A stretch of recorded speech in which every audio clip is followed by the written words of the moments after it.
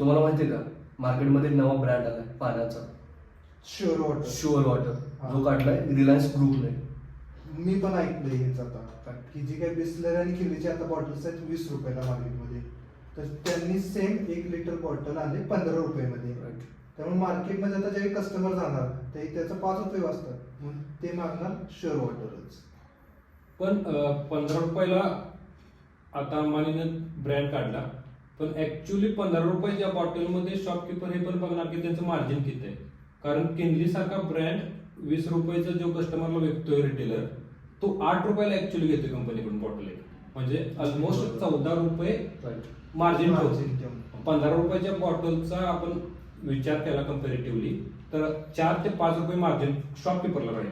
पण जर का कस्टमर जर का मागायला लागले की आम्हाला शुअर वॉटरच पाहिजे, तर मग त्यांना ठेवायलाच लागणार ना माल दुकानात. पण शॉपकीपर ठेवताना पण विचार करेल की मला कशातून जास्त इन्कम फायदा मिळेल. 4 रुपयाचा नफा मिळत असेल तर ती बॉटल ठेवणारच नाही. तिथं 8 रुपयाचा नफा मिळणारी बॉटल ती विकायला ठेवणार शॉप मध्ये. डिमांड शुअर वॉटरची होणार. पण कस्टमरला ब्रँड दिसलाच नाही शॉपमध्ये वेगवेगळ्या, तर कस्टमर घेणार कुठून विकत. तर आता बघूयात की ज्यावेळी शुअर वॉटर खरंच मार्केटमध्ये एंट्री करेल तेव्हा काय होतं. नक्कीच.